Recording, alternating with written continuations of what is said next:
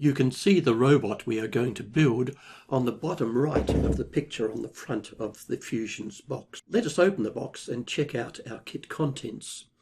We have a variety of metal components which we'll use to build our robot. We have a plastic box with compartments plus some connectors. There are also 2 black motors and 2 wheels.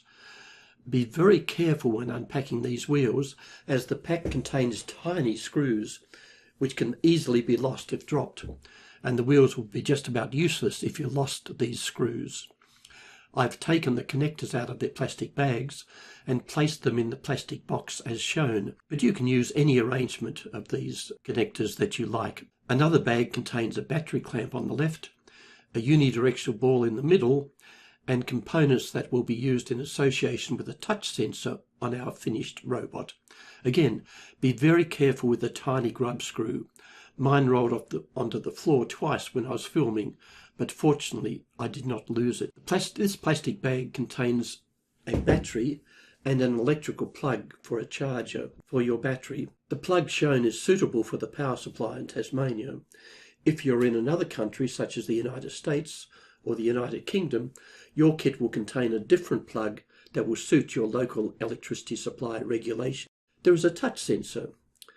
Since the helpful paper inserts containing the touch sensor specifications are often lost, I will include photographs of these. We also have an optical distance sensor and a 3-axis gyro sensor, both advanced sensors and really good stuff. Lastly, we have a box which contains the Fusion controller, a download cable, and a system recovery cable, which can be used if the admin password to your Fusion robot has been forgotten. Believe me, this system recovery cable is important. Put this in a safe place where you can actually remember where you can find it. Okay.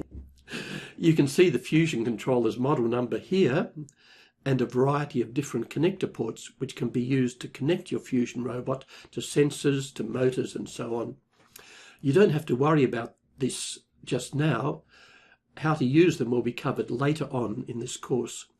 However, if there are any technicians watching, just for completeness, Modern Robotics website has this diagram which classifies which ports can be used for what purpose. And there also has a small video to clarify the port uses. You can see this video here, but most of us are not technicians. We can ignore this information at this stage. Let's get on with the fun of building our first Fusion robot. Thank you for watching.